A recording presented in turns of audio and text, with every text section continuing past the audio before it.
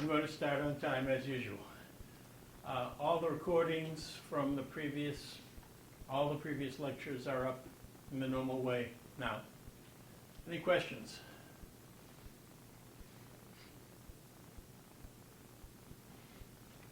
I have a question. Why can't we get this bar to disappear permanently? Okay. We've been talking about the Srivastava way of doing shape statistics and shape representation. And the essential approach is to think of reparameterizations as a group and to mod out that group. And likewise to do the same with rotations. And should you want to mod out translations and scalings, you do that as a pre-process. Okay? And so their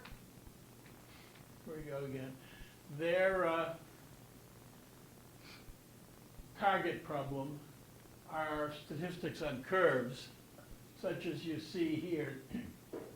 They happen to be curves related to breathing, but that's not important to our discussion.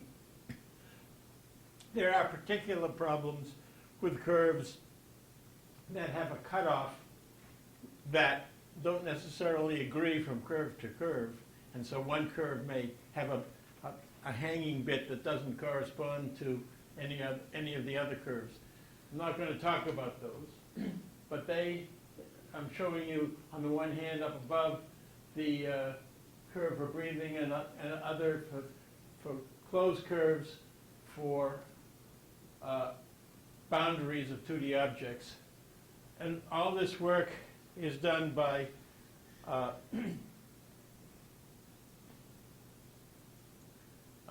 is done in 2D by Srivastava and is covered in his book, the Srivastava and Klassen book.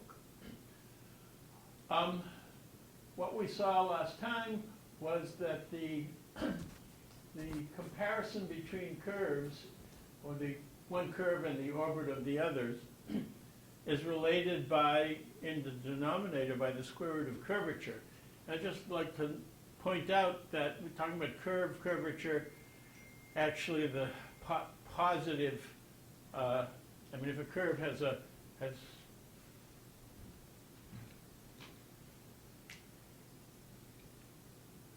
has places that are convex and places that are concave, the assumption is that the normal switches, and so the curvature is always positive.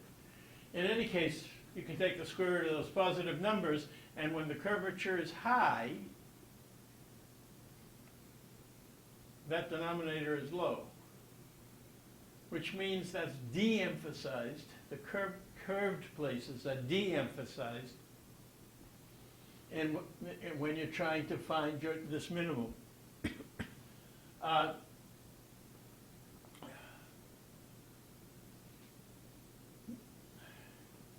not sure that's the right thing to do. On the one hand, it's nice in the sense that arbitrary noise curvatures get to be avoided. But on the other hand, if you take an object that has relatively sharp corners, you really want the sharp corners to participate strongly. And so we'll see one exactly wanting to do that when we do the next type of representation, namely the skeletal representations. So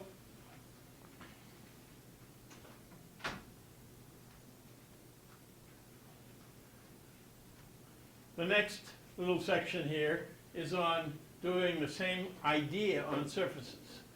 Okay, so this is done by Sebastian Kurtek and his colleagues. Sebastian was a doctoral advisee of Anuj Srivastava, but long since has become a professor in his own and is at Ohio State. The paper that I have generated my lecture materials from is the one in bold.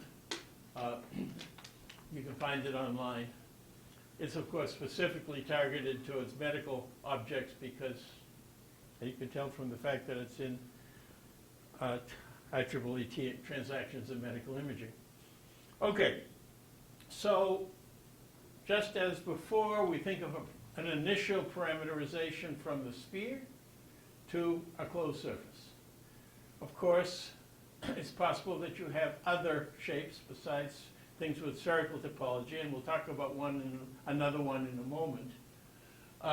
But initially, we're talking about objects with spherical topology. And so we have an initial mapping, and then we can reparameterize by reparameterizing the sphere, and thereby reparameterizing the corresponding mapping onto the object.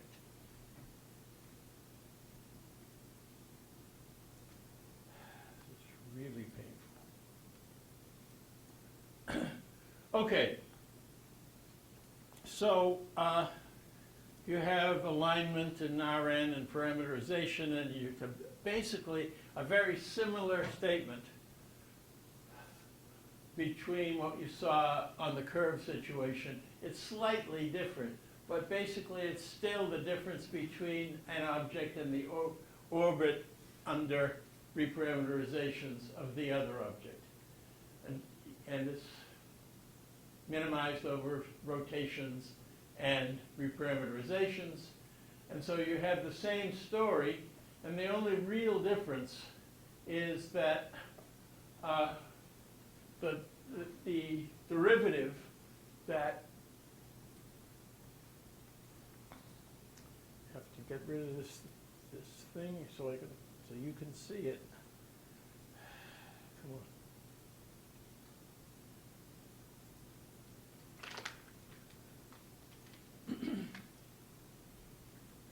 on. The reparameterizations need a derivative.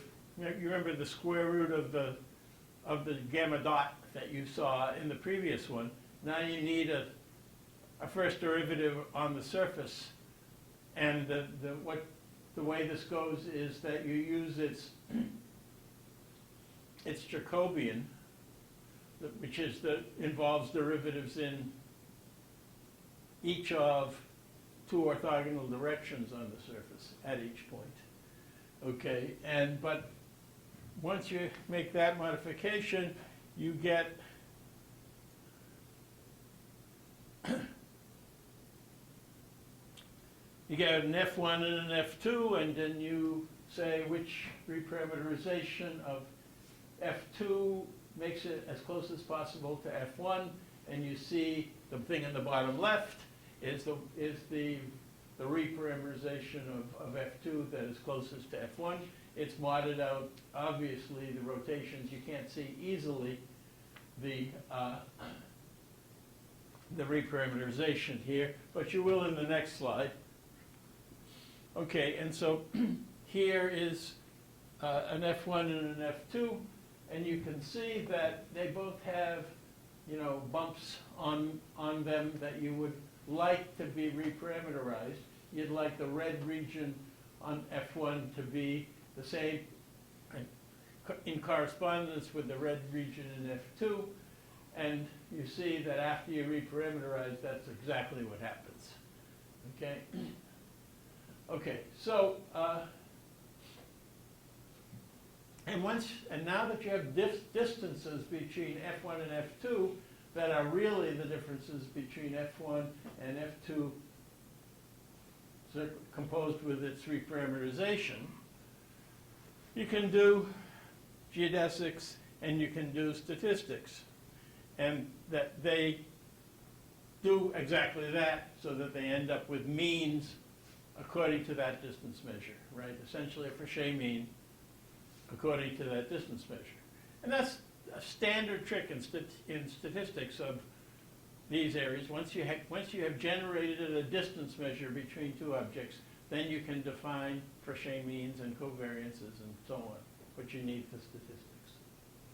Okay, questions on that?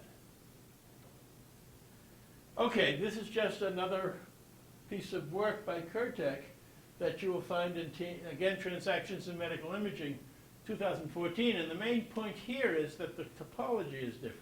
We're talking about things with cylindrical topology rather than things with spherical topology.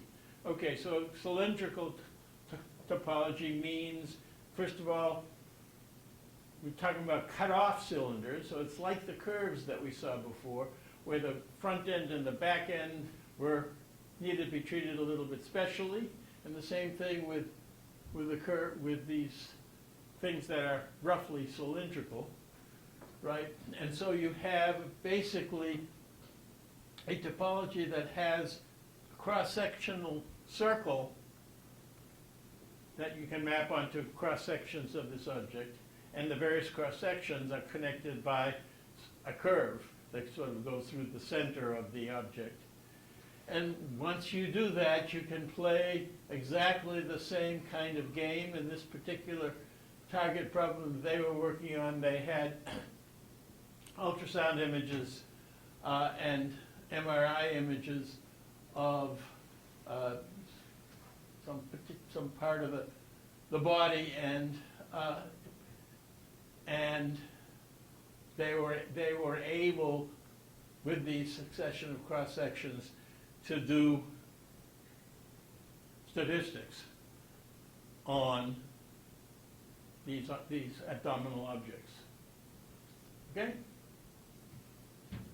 So, I am done with my section on the Srivastava-Kurtek approach of representing shape by modding out correspondence. Yeah. So for the parameterizations for spherical topology always came from a unit sphere, I suppose. Yes. And for cylindrical topology, some unit cylinder. From a finite piece of cylinder, right? Probably unit radius Yeah. of some fixed length. Okay. Yeah, it's S1 by, S1 by 0 to 1. Okay. So, and then, could you give us an idea of how they find that optimal reparameterization to minimize the distance metric, or is that just? I read it, but I didn't internalize that, I'm sorry. Do you know, Sam, how that minimization, Sam found this paper first? The basic idea is that you're trying to, they call it the path straightening algorithm. You're trying to find just the short, minimize the length of the geodesic in the Q space. And they just do that basically abstracting, you just abstract some like gradient descent. It's an iterative minimization, if I remember correctly.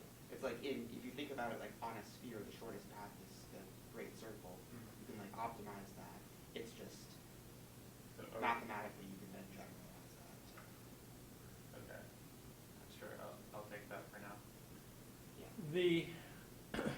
I want to point out that it's a little bit of a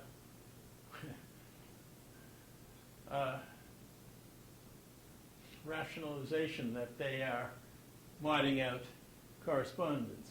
No, they are considering all possible correspondences and using the correspondence that minimizes the distance. And so it is yes, it's taking correspondence into account. It's really nice work. I think besides the applications, the really pretty part of these work is, first of all, the idea that these distance measures are most appropriately done when you have this square root of gamma dot on the bottom, and that you should try to worry about correspondences and not just choose the one that you have, but try to find the best one. Okay, the next section of the course is on skeletal representations, which is where my own research has been for a few decades. In fact, I got into this area of research because one doctoral advisee, Lee Nachman by name, around 1980, that's 40 some odd years ago, said, hey, this is interesting stuff. I want to do a dissertation on it. And although I had known about the stuff, I hadn't got seriously interested in it until he pointed me to it. Anyways, it's, I think, a particularly powerful representation, and we're going to spend a good deal of time on it, and it has a number of variants, and we're going to talk about those as well. The basic idea is that if you have I talked about this before, if you have an object, you associate the two sides of the object. There is a correspondence not only along the boundary but across the object, and there's this property that we think of as width that varies along the object. The object is sort of narrower here and wider here, and there's this idea that the object itself curves, right? And so in some sense the interior of the object curves. And so those two are really important features that have turned out, when you try and do statistics, for example, for classification, turn out to be advantageous. You do better classification if you use some of those features that I just talked about. It's also the case that, and Blum, who invented the first version of skeletal representations, said a particularly important part is the division of the object into regions and protrusions on those regions.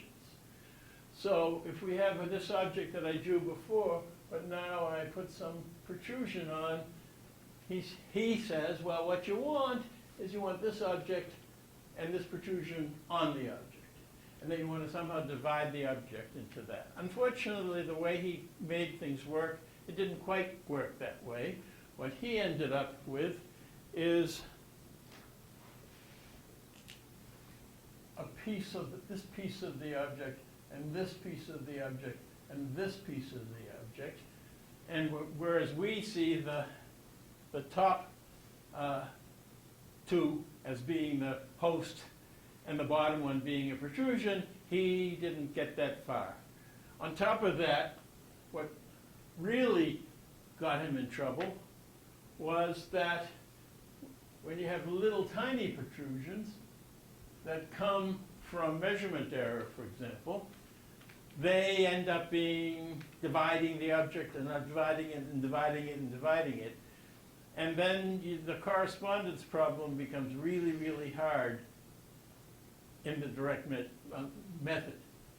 But nevertheless, if you look at this jaw, mandible is the fancy anatomic word for jaw, on the right, you see a sort of a U-shape object, and maybe it continues up into the knobs up at the top.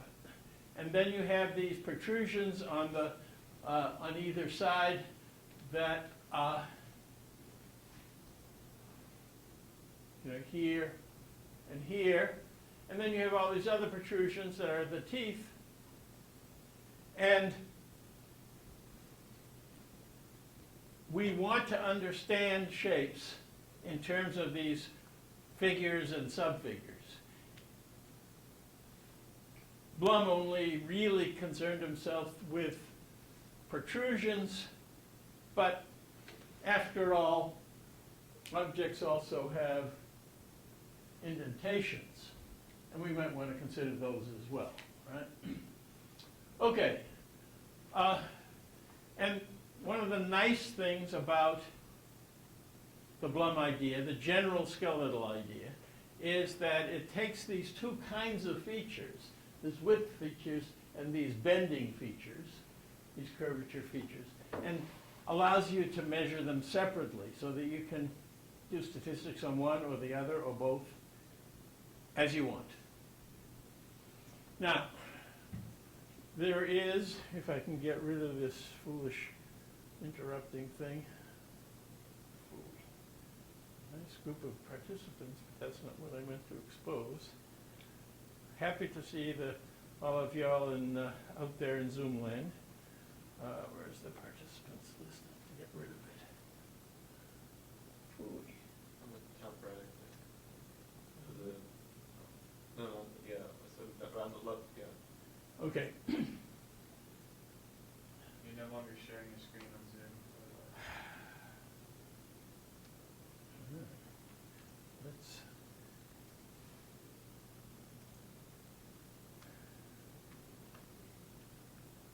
Let me get back to my Zoom. Come on.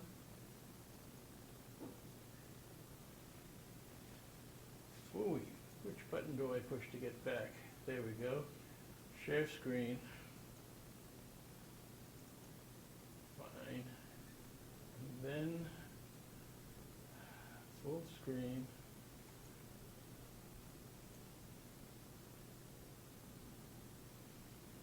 And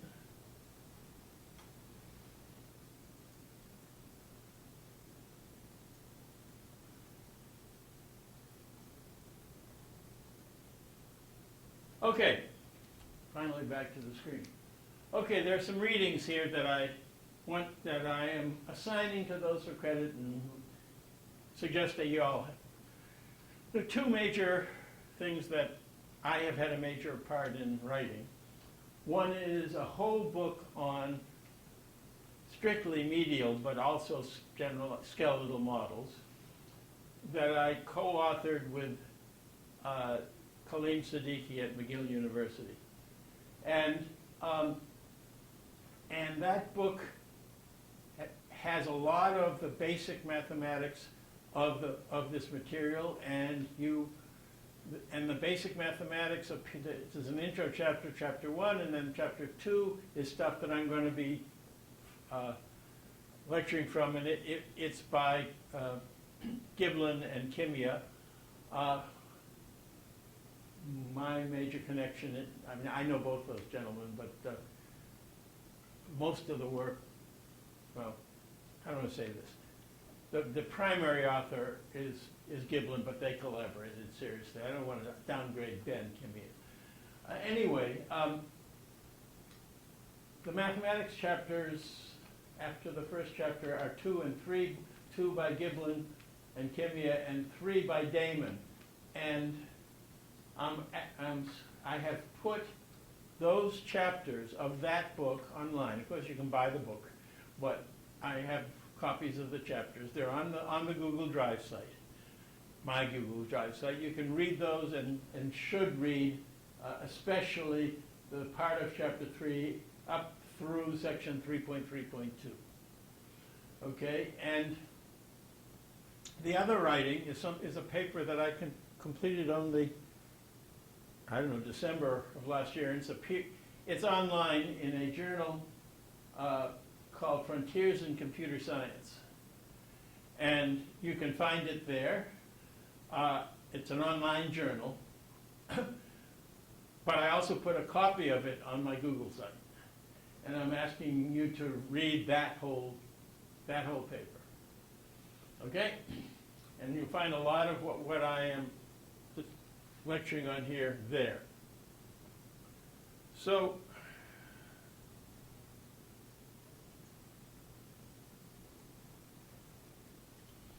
the first skeletal representation that was suggested, and actually there are quite a few variants, but the first one was done by Harry Blum.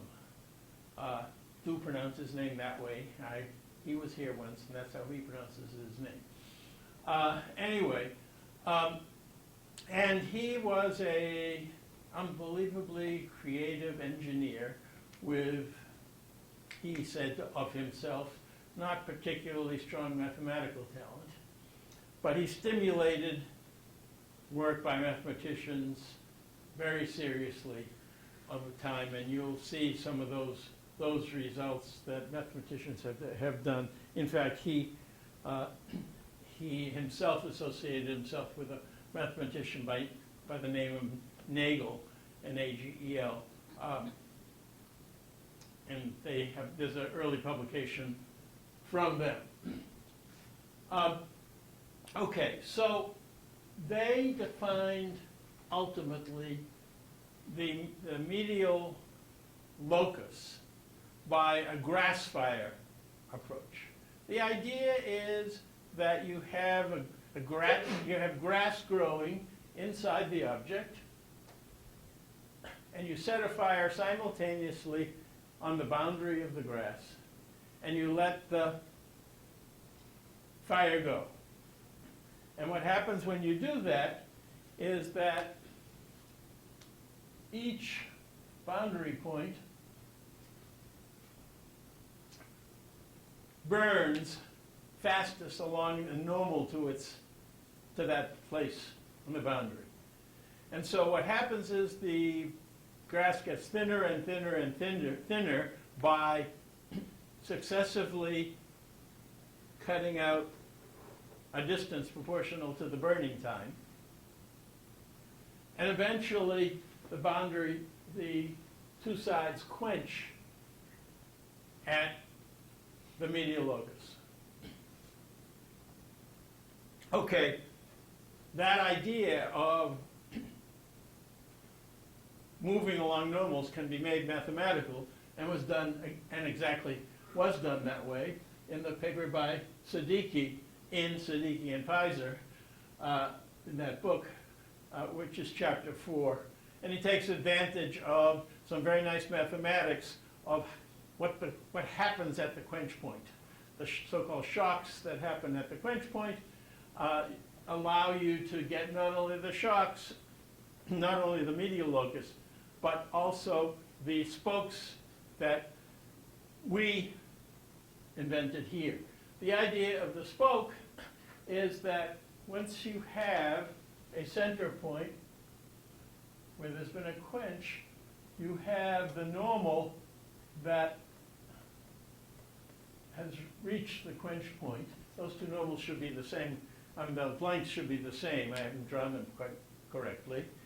And you have essentially the quench time is the width, the length of those two vectors that go from, in this case, the boundary to the spoke, but boundary to the medial locus, but we'll turn them around and let them go from the medial locus back to the boundary in a way that is orthogonal to the boundary. Right? And so what's going on here mathematically is you can think of that there is a tangent circle in 2D that you see up here in item A, and for each bitangent circle, not just tangent, but bitangent, tangent at two separate places, you have a center point of that circle, and that was the corresponding quench point. And from that center point, you have the vectors from the center point out to the two tangent places. And so you have a center point, which is a medial point, and you have two spokes, two vectors that go from the medial point out to it. They're orthogonal and have the same length. Okay?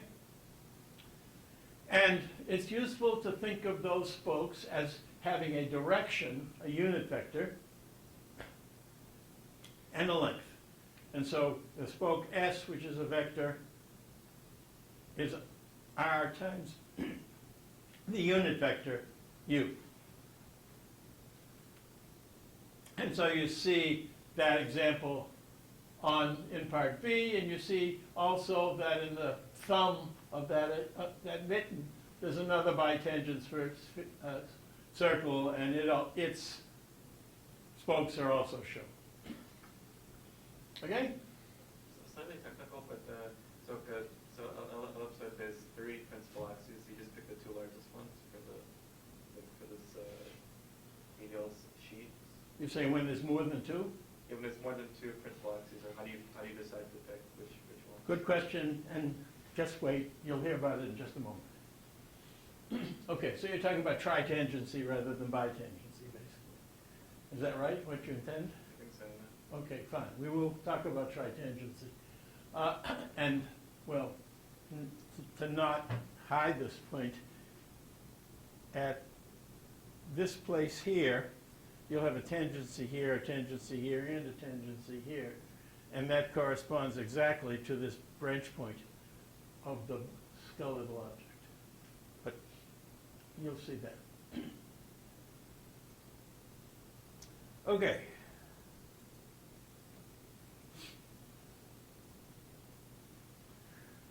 So the so-called normal situation is so-called normal points when X has two spokes. There's strictly bitangency. And they have the same R value. And you can bisect them. In the case they're back-to-back, the bisector becomes a little bit problematic because there's a whole plane of bisection. Okay, but anyway, you can bisect them, and we'll call this bisector U0. Okay, it's a unit vector bisecting the U from the top spoke and the U from the bottom spoke. And there's an angle between those two. Okay, so we have U1, U2, U0, and you can show that mathematically U0 lies in the tangent plane of the skeleton. The tangent curve, the tangent line in 2D. Later it'll be a plane. Are we talking about the strict medial axis at this point, or? This is all medial axis we're talking about. We're spending only medial axis for quite a few slides here. And we're doing medial geometry, that particular kind of skeleton that has bitangent circles and so on. Okay? We will later get to a generalization of it as Nick understands. Okay, but in that particular case, this angle between U0 and U1, which is, of course, because it's a bisector, the same as the angle between U0 and U2, that I call alpha here, turns out has the property that the gradient of R, as you walk along the skeleton, where X moves along the skeleton, the rate of change of R is, in this case, just the first derivative for this 1D skeleton on a 2D object, on an object in 2D. But later, we'll be having a surface, and R will vary across the surface at a point, and this will become the gradient. And it turns out that the gradient of R actually tells you what I got to be careful. I'm pretty sure that should say u sub 0, where it says minus of u. But it exposes what the bisector is, and also its magnitude is the cosine of this angle, this common angle that's called the object angle. Okay, so the point is, by taking this following derivatives of R, you can get these important geometric pieces of information. You'll note, though, that at places where R is at a relative max or a relative min, a locally widest place or a locally narrowest place, right? So in this place here, it's somewhat wider here, narrower here. This is a locally narrow place, then it widens out again. There's also places where it's widest locally. And in 3D, you will also have saddles. And all those places, that gradient is 0. And if the gradient is 0, since u is not 0, cosine of pi over 2 is the thing that's 0, which says that the spokes are back to back at relative maxima and relative minima of width. Right? There. Yeah. In other words, they're orthogonal to the skeleton at that point. always orthogonal to, well, sorry, yes, they're orthogonal to this. Yes, that's true. They're orthogonal to the skeleton, you're right, and to the boundary, Yeah, which they always are. which they always are. Good point. And of course, if you have a medial point and you have the R, and that should say RU. Oh God, sorry for the typos. I'm going to fix this one. This one's so important.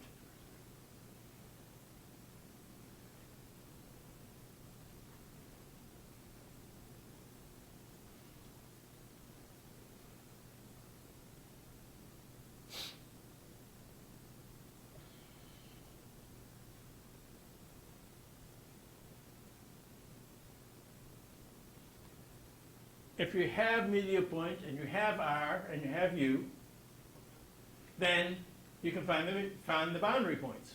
And so you can talk about the implied boundary by the skeleton if you have all this information of the R's and the U's and the S's. R's and the U's and the X's, excuse me. Okay. This last thing at the bottom, which I'm going to have to expose for the class, is that you now have a situation, let me redraw it up here.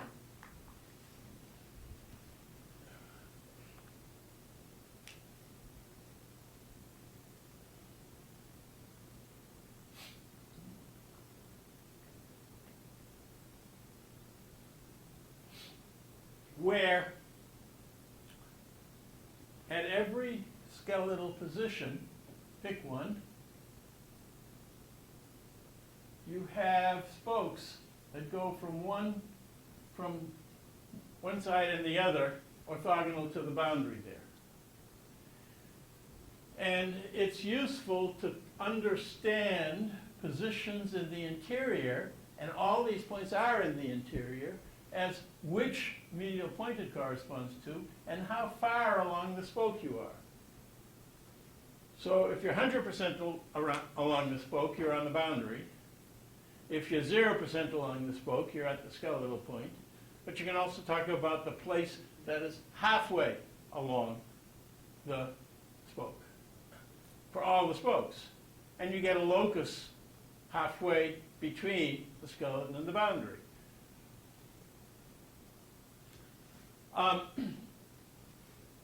The diagrams show here the idea of what's going to happen on the ellipsoid in the middle figure, where you have the top side of the ellipsoid collapsing from and the bottom side, and what you get inside is an ellipse. That's a planar ellipse, and from every point on the ellipse, you have the spokes that go from the skeletal axis out to the boundary of the ellipse. And down below, you see the a skeleton of a hippocampus, an object in the brain, and the colors on there are the local width, right? So narrower places are one width, and wider places are in one color, and that wider places are a different color. Right now, though, I want to note the correspondence between this ellipsoid and this object. Just as with the ellipsoid, we'll have a top side and a bottom side of the object. We'll have a skeleton in the middle, and we can talk about walking around the object, the ellipsoid, or similarly walking around the curve on the surface that separates the top side and the bottom side. And so this separating place is really very important, and we're going to talk about it now.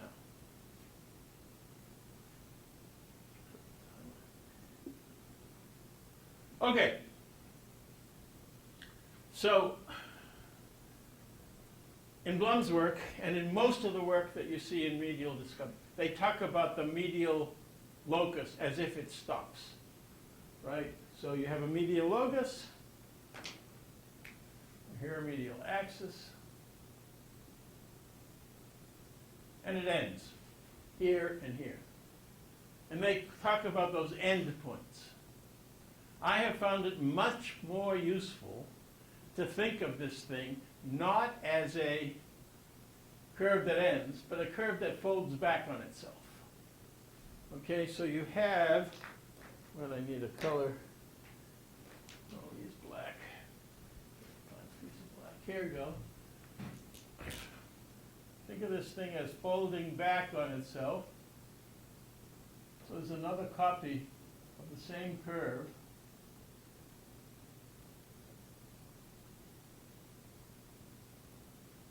But the black curve is responsible for the bottom side of the object, and the red curve for the top side, and the two sides have collapsed, and we end up essentially associating this part of here all the way to here with the red, and all this place on the so-called, if I'll call the bottom, to here with the black side. And now what you have is one spoke per point. All the black points have one spoke, and all the red points have one spoke. Okay, and they, if you will, share a one spoke that corresponds to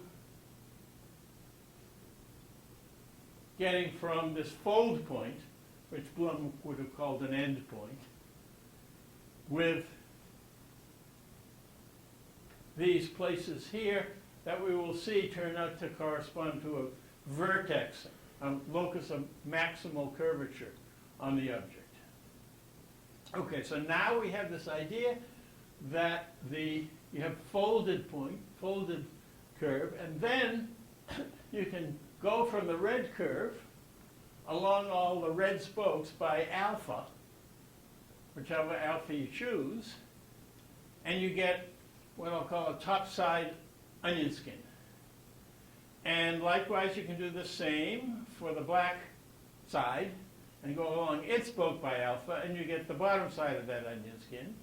And so what you end up with is, as you let alpha go from 0 to 1, you have this expansion of this sort of dilation of the medial curve into a continuous succession of onion skins. And each onion skin, including the one at alpha equals 1, which is the boundary, as well as the one with alpha equals 0, have its own curvature properties.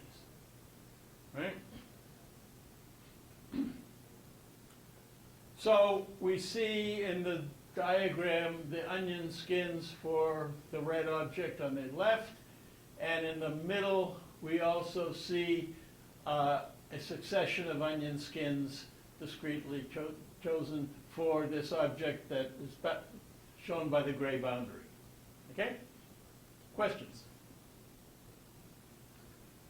Okay, but there are special places, and the special places are, first of all, these fold places, these end places that you see in this diagram on the right, shown by these special circles. There are 4 of them in this picture, in the lower left, the lower right, the upper left, and the upper right. And in those places, the bitangency, the 2 points that are bitangent have come together. It gets to be a tangency of higher order, multiplicity 2 tangency, instead of 2 multiplicity 1 tangencies. There's a single multiplicity 2 tangency. And interestingly, the mathematics shows that although you would expect it to be multiplicity 2, it's actually multiplicity 3. It actually fits not only tangent and not only in curvature, but in terms of the derivatives of curvature are the same between the circle and that point. So you have these special so-called endpoints or fold points, and you also have these branch places where you have triple tangency. And you see that here at two places here where the medial curve branches. And when it branches, it's because you're getting a tangency at three separate places. Right. Okay? You have a question Question? On Zoom. on Zoom. Could we? Yeah, hi. Hi, Larry? So, the skeleton of a 2D object is a curve. Is the skeleton of a 3D object a surface? In Or- general, yes. Okay. Yes. Is there such a thing as a curved skeleton of a 3D object that grows in 3 dimensions? Well, first of all, when we get to cylindrical type objects, we will certainly want an axis of those cylinders. So by all means, you're going to have something like that. Yeah, in the mathematical sense, you can have parts of surface where the surface gets narrower and narrower and eventually falls to a piece of curve where the surface itself collapses into a curve, and then it grows out into a surface again, and so on. But you'll see how we handle that computationally when we have real objects that we actually have real measurements on, and then you don't really, you handle those as very special cases if they happen at all. Does that help, Larry? This is Dylan, but yeah, that does help. And then just the last question I have is, when we have a 3D object and you have the surface as the skeleton, is it unique? Because it looks like it would be unique for a 2D object, but I could see there being skeletons, like if you rotate, maybe there's a different way to map it out. The Blum skeletons are unique, but have this major problem that we're about to talk about of bushy branching. And so when you generalize away from it, the ones that we have created are not unique, at least not, they're unique in the sense of unique minimization. They're a unique minimum of some measure. And people who have their Blum religion object to this lack of uniqueness that you get when you realize that you have to live with not having all this bushy branching that the Blum medial axis has. Okay, thank you very much. Sure. Okay, so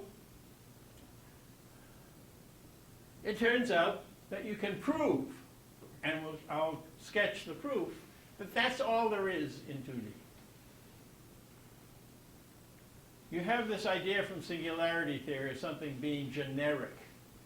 And the essential notion of something being generic means that if you perturb the object by epsilon, right, as epsilon goes to 0, but very, very small amount, and you consider all perturbations, 100% of the perturbations don't have that property if it's not generic. Okay? And yet the property, no, did I say that wrong? Did I say that backwards? I guess I did. 100% don't if it's generic. And in other words, when perturbations maintain, when we just be completely clear, if in 100% of the perturbations, this property is maintained, it's said to be generic. So in other words, if it's a happenstance, happens only 0% of the time, statisticians will say with probability 0, then we're not going to be really interested in it. We're interested in these properties that are maintained under small perturbations. And there are only 3 kinds that are generic, that are maintained for our 2D medial axis of kinds of points. And they are the normal points, the fold points, and the branch points. Okay, and that's all there is in 2D. Okay, so if someone asks you, hey, I've seen a place where there's a 4-tuple touching, you say, yeah, perturb your object a little bit and you won't have quadruped touching. Okay. As I said, the fold points have this surprising result that it turns out that there's third order touching. And so if first order touching is that the circle, the bitangent circle, and the curve had the same linear approximation. Okay, so we have an object, we have a circle, and the linear approximation to the circle and the linear approximation to the curve are the same. That is to say, the tangent is the same. That's first order touching. Second order touching is when the circle and the point not only have the same linear approximation, but they have the same quadratic approximation, the same second order approximation. Okay, which is to say the same curvature. And third order approximation says not only do they have those two, but they also have the same derivative of curvature properties. And indeed, that's what you get at endpoints, at fold points. Okay. At branch curves, you have tritangency of order 1. Right? Each tangent agrees with a line, but not in curvature. And you have, unfortunately, for every little protrusion and every little indentation, you get a whole bunch of these branches. So many that we call it bushy, like a bush that branches on little branches on little branches on little branches on little branches. And the fact is that the branching is not consistent across cases in a population because they typically come from measurement noise or just the binarization that you have by putting things in a computer. And so trying to do statistics on things that have different tree structures is not a problem that's been adequately solved, though a lot of attempts have been made. In my opinion, not adequately solved. And the result is that you somehow need to avoid this bushy branching that you get from the Blum medial axis. We'll see then that if you look at the Siddiqui chapter, chapter 4 of the Siddiqui and Pizer medial book, that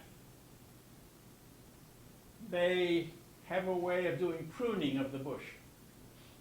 Okay, and so you find a way to get insignificant little twigs and you cut them off and you eventually prune back to a fixed branching structure. And that turns out it works reasonably well. I mean, there are good algorithms to do that in 2D. But nobody has come up with a satisfactory pruning algorithm for 3D. I kid the people out there who've written papers on medial axis-based algorithms that are based on grass fires or something like that.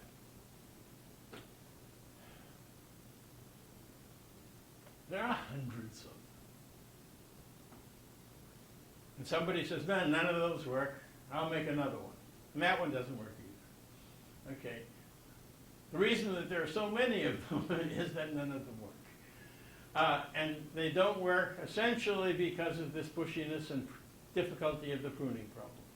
So as the number of dimensions grows, the bushiness gets worse and worse. So in a two-dimensional case, it's potentially solvable, but beyond that, it's not just that. You get things like, in 3D, you get little bridges that go across. Oh, yes. Not just branching, but you get a graph, if you will. It becomes a horror show. Very nice work has been tried, by the way, to generalize from 2D to 3D. I have a lovely dissertation, piece of work that's Swiss habilitation by Gabor Seke on his tries to make it work in 3D. And you'll find a whole chapter by Seke and another one, very nice one by Amenta, in the Medial book about tries for getting, well, successes in 2D and reasonable tries, but not successes in regard to objects that are in 3D. Okay, so that's what there is in 2D. So I said I'd give you an idea on how you can prove that these are the only generic possibilities: normal point, branch point, end point, or fold point. And the notion is that the mathematicians have is to generalize this idea of bitangency, to drop the requirement that the bitangent circle be entirely within the object. So you see this big dashed bitangent circle in this diagram on the screen now, where part of the circle is inside the object and part of it's outside the object, right? And there are other places like the sort of dot dashed line that comes down into the two legs, where the bitangent circles are entirely inside the object, right? But now we'll consider all of them as the locus from the symmetry set. Okay, the center of all those circles and their associated widths. And you see drawn here the line, the dotted line that goes up into the top and the two that come down into the bottom. But the fact that the two that come up from the bottom cross over each other and cusp and go across the object in a section that is the locus of centers of all those circles that are not entirely within the object but are bitangent. Anyway, once you look at this function that's shown up above for g of u, and for 3D there's just a z minus zm term, squared term, you get, you basically get a polynomial whose highest order significant term determines the kind of point you're at.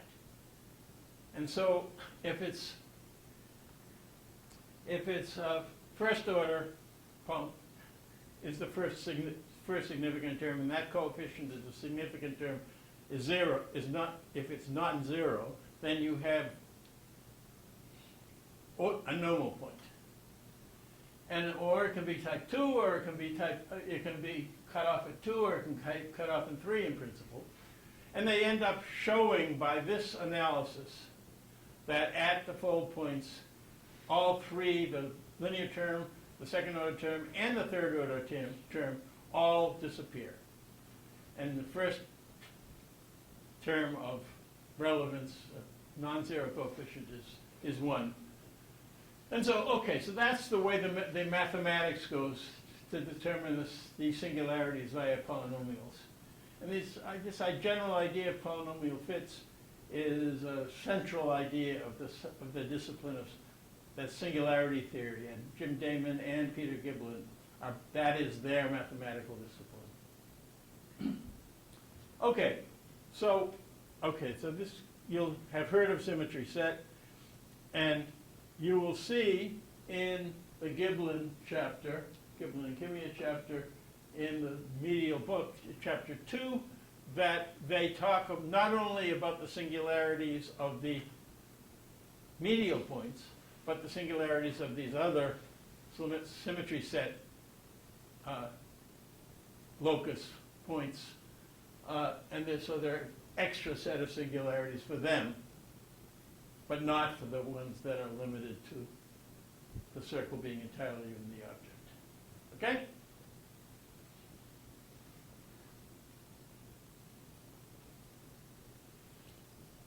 So this is what I've said, but now I want to give you some notation that you will see when you read.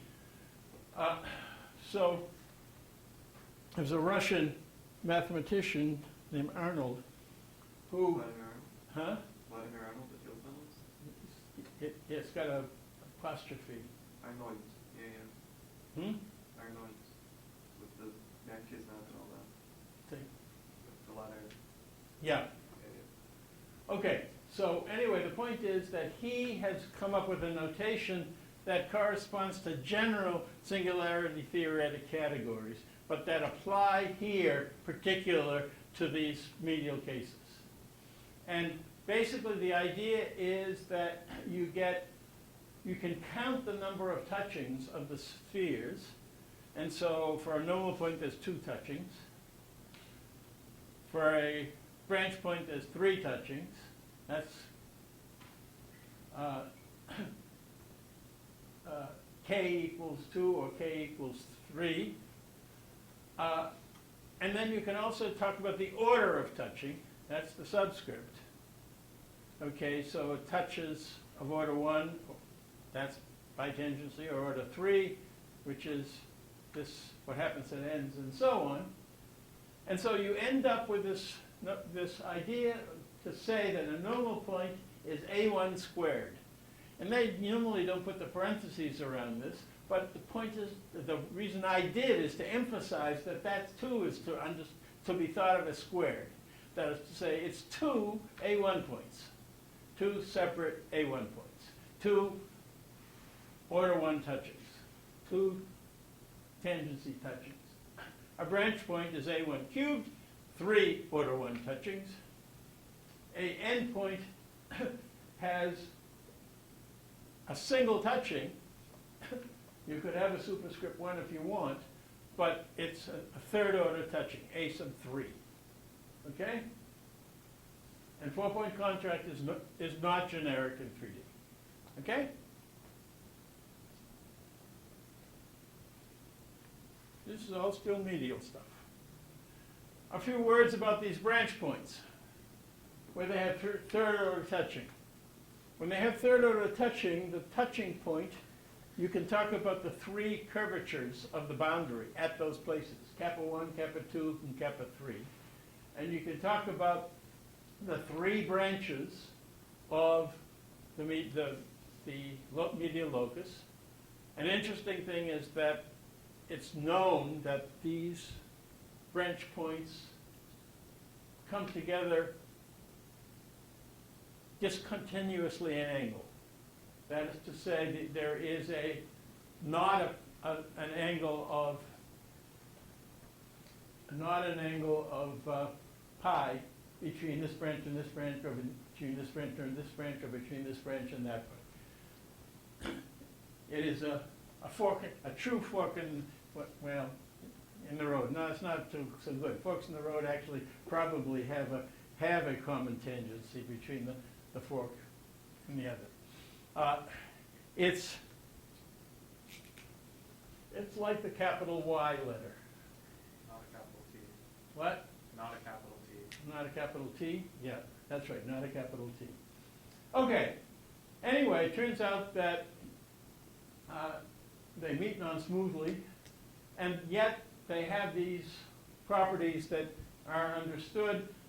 You'll find this diagram in the Damon chapter 3 of the medial book. Anyway, but it turns out that the sum of the ratios between the kappas and the psis, which is the respective angles between the branch pairs, the branches, that sum has to be 0, and that for each psi I and the angle between the spoke to its point and the medial direction, medial axis direction there, those theta i's and kappa i's are always sum to pi for each one of the I equals 1, and for I equals 2, and for I equals 3. Okay, so the point is there's some known about the geometry of what happens at the branches, and that's what's known.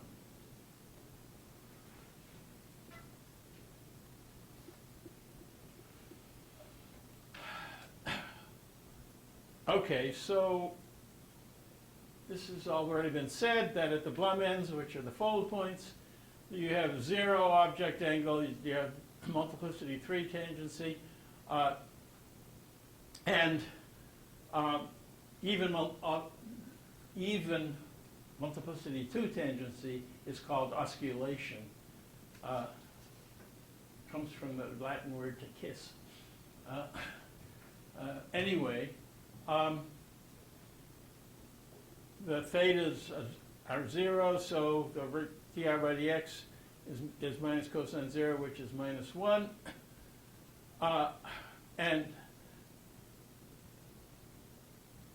a particularly painful property that Nick in his research has had to face is that as you get to the fold point, the pair of spokes that are coming together, right? You have the bitangent, bitangent, bitangent, bitangent, and then they're coming together into the common spoke at the fold.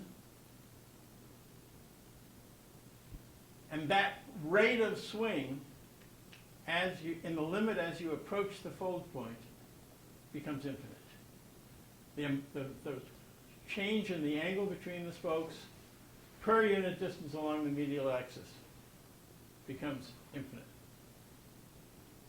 And that causes all sorts of computational difficulties.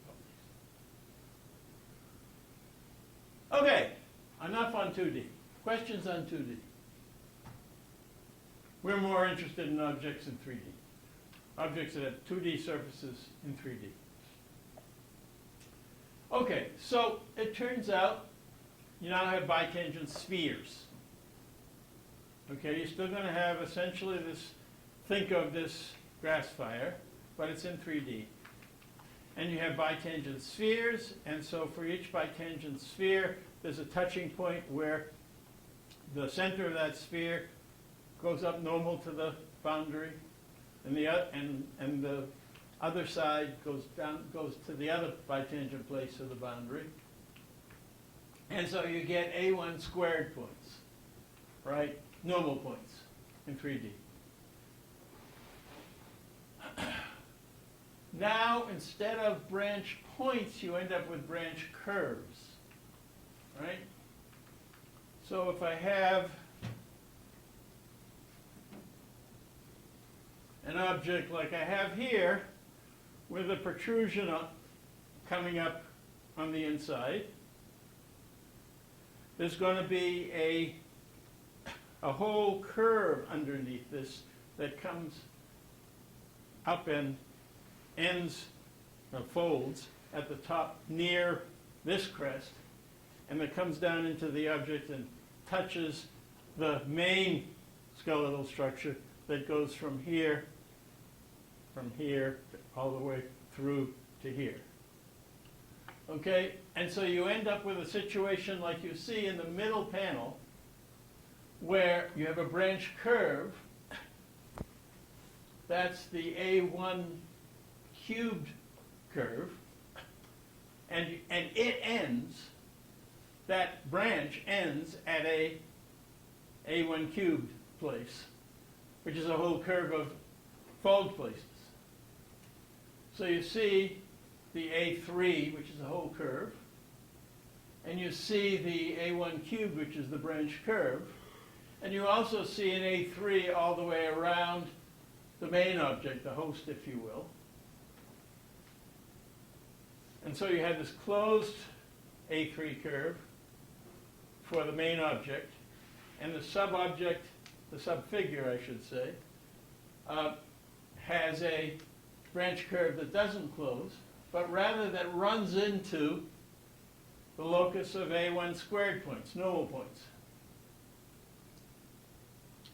And so it turns out that those points are called A1, A3 points, because they're simultaneously the end curve of the branch and a touching of one of the sides of the object.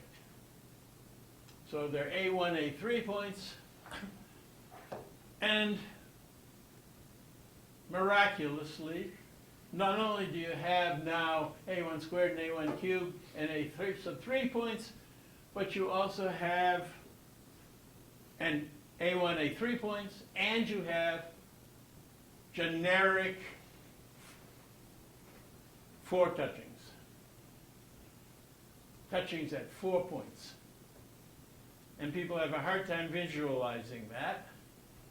And so Giblin has provided a very nice example. So consider a sort of a wastebasket that has that's elliptical and that has a indentation in the top where you would throw some of the trash, and another one in the bottom. And so it turns out that you can touch twice on the ellipse and twice on the barrel, on either side of the barrel, if you shorten this side up into that. Okay, it's a nasty thing. You end up with 4 spokes, and they end up into 6 branches that come together. And I'm not going to get into the details here other than to say that if you're doing 3D Blum stuff, you need to worry about these generic a1 to the 4th points. You'll find nice diagrams like this in Giblin's chapter. The other thing I think you should realize is that it's possible to have a branch, a sort of thing that comes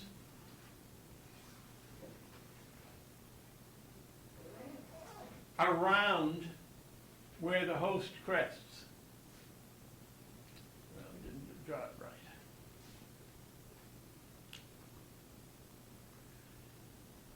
And this drawing shows what happens to the medial locus down there.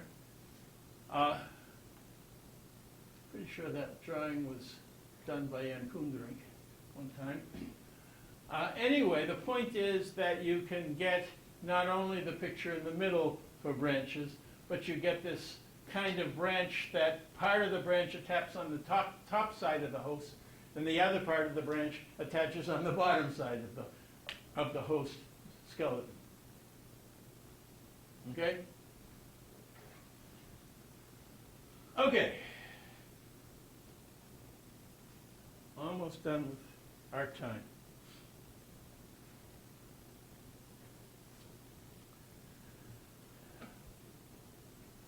This idea,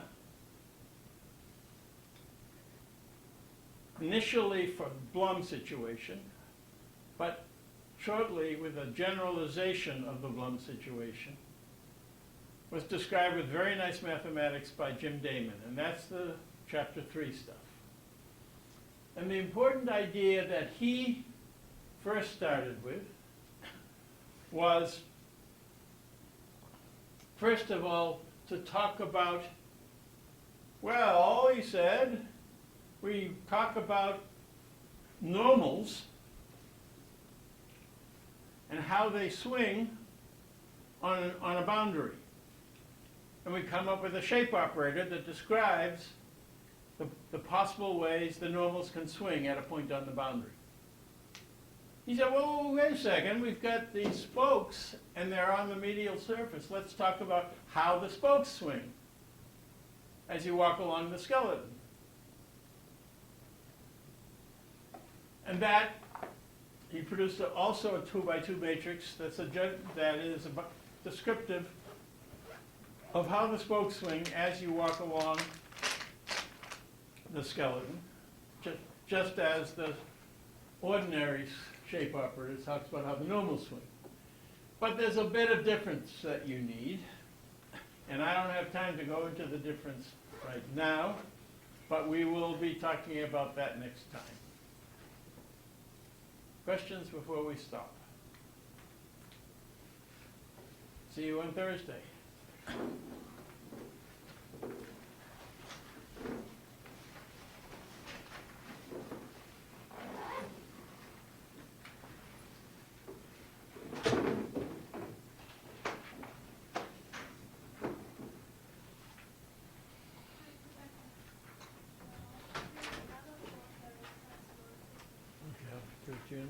me get off the.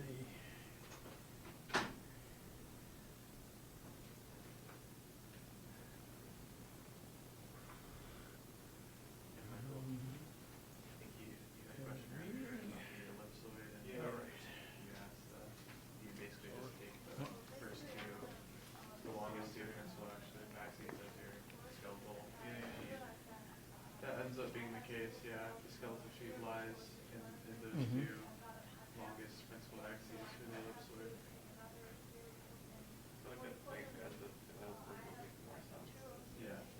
That you wouldn't have anything. Understand the time. If you just- Okay, still, are you planning to sit in on the lectures? That's a good idea. Crossfire flow thing, like. Yeah, indeed it is, and so I would encourage you to do that. Okay, so I'm happy to sign it, but have you told Mark? Mark the number.